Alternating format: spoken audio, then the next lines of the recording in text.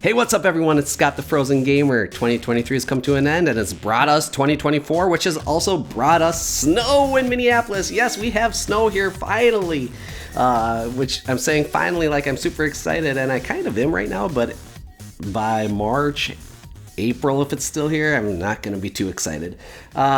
Anyways, you don't want to know about the weather.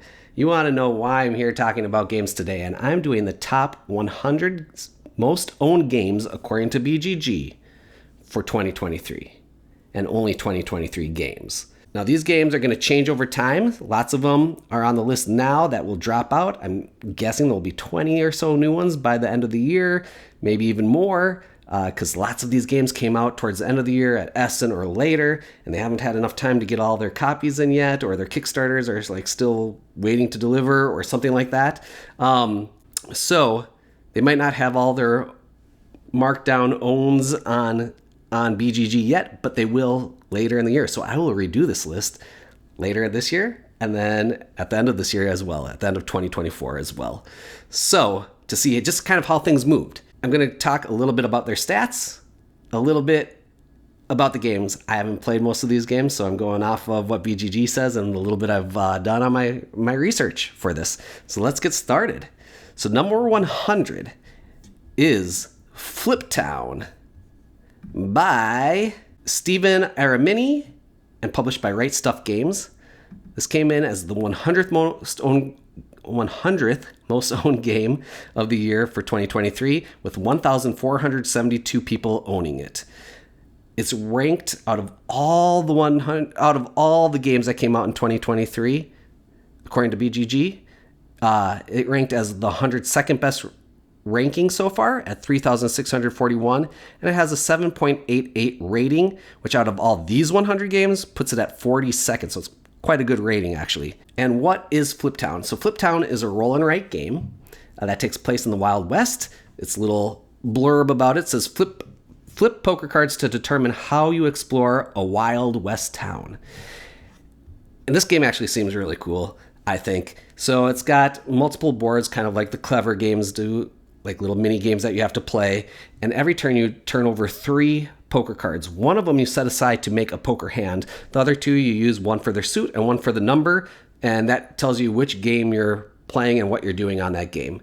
And it's a bunch of combo-tastic stuff happening, like other roll and write games or flip and write games. And that is the main part of the game. The only thing I don't personally like about it is kind of the look. It's all in that sepia tone, which is super thematic. So I get it. It's just not my aesthetic I personally like, but that's very subjective to begin with. And it looks really, really, really cool. And it has a solo mode as well, where you can play against bots, or you can just beat your own score. And this is definitely one I'd love to give a try, because I think this sounds awesome. So that's number 100, Fliptown. To find all these top 100 games, I had to scroll through 73 pages on Board Game Geek's owned list to find the end games here that also included game number 99, I believe was on page 73. And that game is Books of Time by Philippe Glavache and published by Board and Dice Games. So this one says, a simple and fast-playing innovative twist on tableau building and set collection. It ranked at number 99 with 1,476 owns, owned 4 more times than Fliptown, one below it. It's ranked 3,507th, which for the year of 2023 games puts it at 94th, and it has a 7.3 rating, so out of these 100 games, it ranks it in 85th for its rating. So Books of Time is a tableau building game where you get, but what's different about this one, what's kind of cool about this one is that you get 3 books in front of you, and you have to, every time you take a new card, basically, it becomes a page in your book, and you put it in your book, and you can go through your book, and then you can go and keep advancing through your book to open, like to do new things, and by turning the pages, or you can go back to the beginning of the book and start over again. It looks really innovative. I don't know if it's my type of game personally, but it looks really innovative. It seems really cool. And yeah, that's Books of Time. Definitely check this one out if you're into like tableau building games, because it's got a cool twist to it. Books of Time, number 99. Number 98 has been owned on the people that have marked it being owned on Board Game Geek 1,487 times, which is 11 more than 99th place. And it has a overall ranking of 3,718, which puts it at 108th for the year for 2023 games. And it has a 7.01 rating, which puts it at 95 out of these 100 games. And this game is a game I've never heard of before, called 5 Towers by Casper Lapp. Now, I never heard of it, so I couldn't be excited about it, except now I'm excited about it because it's designed by Casper Lapp. Casper Lapp has done a couple games that I really enjoy recently, one being Fun Facts, the party game, and the other being kind of a party game itself. That's Not a Hat, which I play with people from the age of 70 down to my son and his friends age 6 and older. So got a huge range. They're so simple, yet they're so interesting at the same time. And I think that's what 5 Towers might be. It says, for its blurb, get the most cards and build fantastic towers. There isn't a whole lot about this on BGG. There isn't even a review in English on it. So that's probably why I've never heard of this game. But what you're doing is you're building 5 towers, and you have to kind of auction for them. You bid for them, but what you bid is how many cards you get to build your 5 towers, and your towers have to build with the base being the highest number and descending up. So if you bid for a lot of cards, then it's going to be harder to build your tower up the way you want it. If you bid for a smaller amount of cards, just like 1 card, then it will make your tower easier to build up, but you're probably not going to win the bid. So that's kind of the hook in the game, is how much is too much and how much is too little, and trying to find that sweet spot. Again, super, super light game, but it's by Casper Lapp, so I'm interested in it and would definitely love to give it a play. Number 98, 5 Towers. So in 5 Towers, you build up. Number 97, you build down. And that is Imperial Miners by Tim Armstrong and published by Portal Games. So this game has been owned by 1,498 people. That is 11 more than 5 Towers, a place below it. It's ranked on BGG at 3,320 currently, which puts it at 81st for the year out of all the games that came out in 2023. And it currently has a 7.4 rating, which puts it at 78th out of these 100 games. And so it's ranking a little bit better than it's sold, which is always interesting to see. And this is another one I would like to try. So in their little blurb, it says 6 unique factions unite to explore the underground treasures. And basically what you're doing in this one is you are doing it like an engine building down.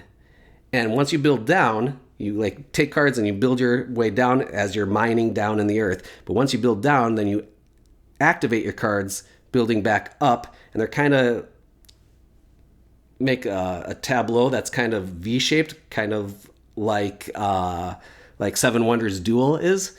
And so when you work your way back up, you can take a path activating whichever way up that path by cards that it touches. So you could start down on the left side and kind of veer your way off to the right if those are the cards that are more better for you to activate. So it is an engine builder about mining, which I have no desire in. And it's in the Imperial world of games, Imperial Settlers world of games, which I have not played or have much of an interest in as well. But this one I do want to try because I think the mechanism sounds really, really cool. So that is number 97, Imperial Miners. For the rest of this list, these games haven't ranked on BGG as well as they have sold for people that have marked them owned on BGG. And at number 96 is Tamashii, Chronicle of Ascend, which is by Awaken Realms Lite, their Lite version of games, and it's designed by Camille, in quotes, Sanix Sesla, Robert Plesovich, and Lucas Vladarchik. Sorry, I butchered those names totally. And the little blurb says, become an outsider and fight against Ascend, a cold AI that rules over the world. It has 1,503 owns, so 5 more than Imperial Miners. It has a 3,978 ranking on BGG, which puts it at 117 for the year, and an 8.3 rating, though. The people that have rated it pretty high and puts it at 18th out of these 100 games. So first of all, like Awakened Realms games, this game looks like it's really well made. It's really pretty to look at. Lots of like bright purples and pinks, which kind of fit the cyberpunk theme really well. It has this cool like pattern builder, kind of like the Bullet games. If you've played Bullet Heart or any Bullet Star, any of those ones, it looks smaller than that and probably easier than Bullet is. Not as much strategy as Bullets has, but it has that in the game as well.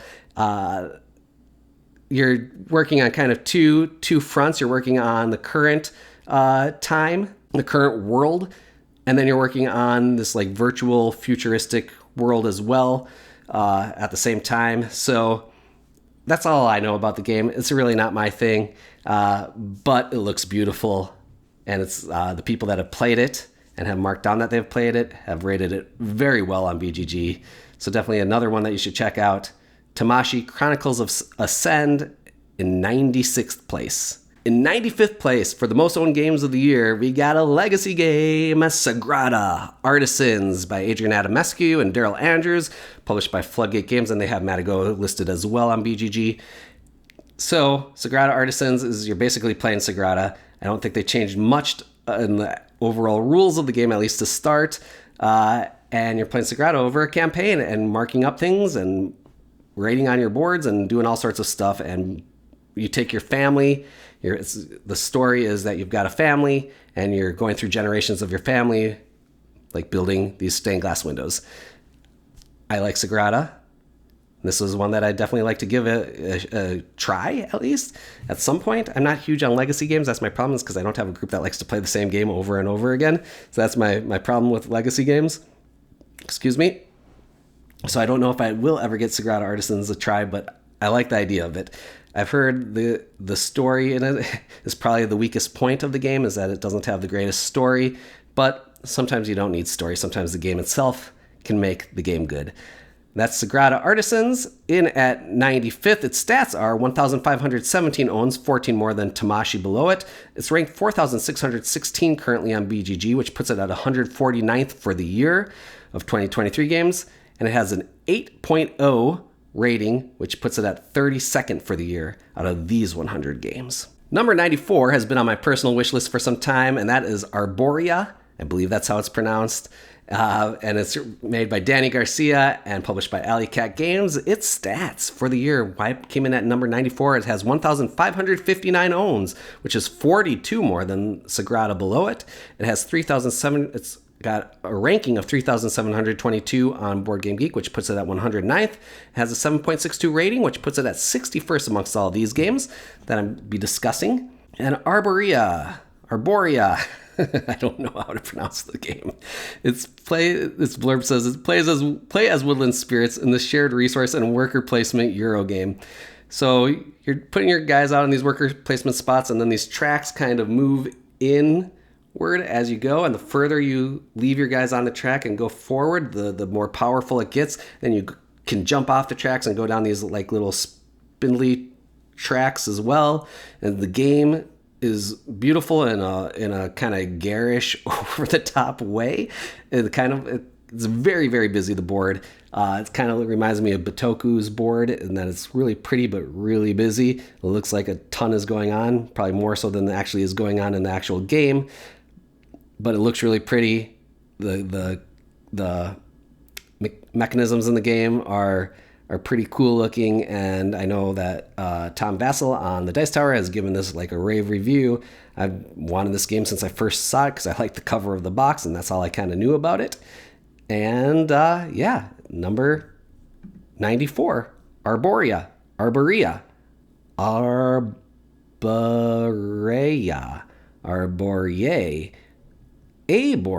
I don't know. Number 94. Okay. The 93rd most owned game of the year is Empire's End by John D. Clare and Brotherwise Games, art by Kwanchai Moria. And let's see its stats real quick. It came in with 1,563 owns, and it ranks 3,757th on BGG right now, which puts it at 113 for the year. And it has a 7.18 rating, which puts it at the 92nd most highest rated game out of these 100. So Empire's End. Here's the blurb. Spend resources to save your civilization from disaster, rebuilding as you can. So you bid, every round there's going to be a disaster. The person that bids the most resources is going to get the disaster, but then they get all of the other resources that everyone else bid, plus an innovation as well.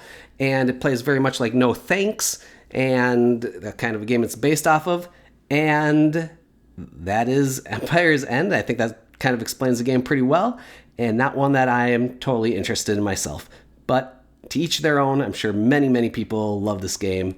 Empire's End. Number 93. So unfortunately for me, number 92 is not a game that I am interested in the slightest. It is Marvel Zombies X-Men Resistance.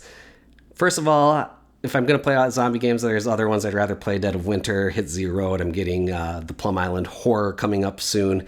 And I also care nothing about comic books and superheroes, so X-Men does absolutely nothing for me.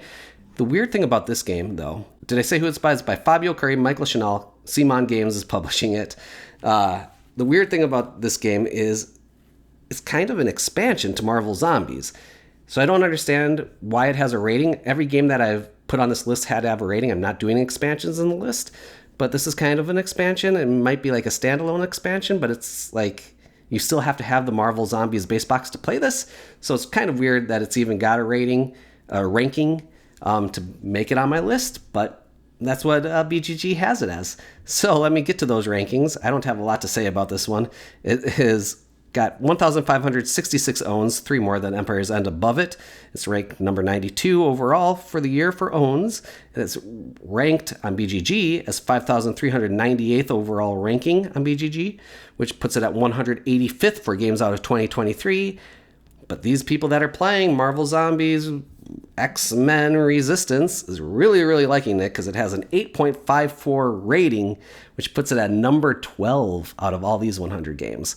So really high rating, 8.54. I think anything over a 7.5 is a pretty standout game rating-wise. So an 8.54 is really high. It's zombie side. It's Marvels. That's how much I like comic books, that I call it Marvels. It's Marvel. It's X-Men. That is number 92. Marvel Zombicide X-Men Resistance. And my last game for these 10, number 91, is Chomp. It's rated. Oh man, that probably was really loud. Sorry. It's rated. It has 1,574 owns this year. It's ranked 5,257 on BGG currently, which puts it at 181st for the year out of 2023 games. And it has a rating of 6.84, which puts it at 96th out of the games in this list. Chomp, little blurb says, collect, assemble, and feed dinosaurs, making sure your herbivores don't get chomped. So basically what this game is like is that you pick out cards from a group, and it plays out kind of like... what's the names called of the games? The Opolis games by Button Shy. Agropolis, Sprawlopolis, Natureopolis, where you're kind of building these pens of where you keep all your animals in. And your animals, the meat eaters, have to be next to meat. The herbivores have to be next to plants. If the meat eaters, the carnivores, are not next to meat, but are next to herbivores, they'll eat the herbivores. And you're getting points that way. And you're trying to reach goals as well, very much in the way that the Opolis games play. It looks really cute. It looks totally like an all-play game, design-wise, art-wise, by Anka Gavril and Daniel Profiri. It's a pretty lightweight game, but one I definitely would like to give a shot because I really like... I own Agropolis, and I really, really like that game a lot. It plays solo to 4 players, best at 2. That is our number 91, Chomp. Chomp. That doesn't sound like a dinosaur at all. It just sounded like... Who knows what that sounded like.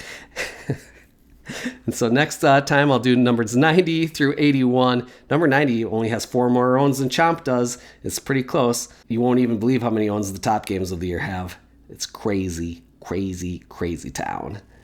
That's it for today. Peace, and stay cool.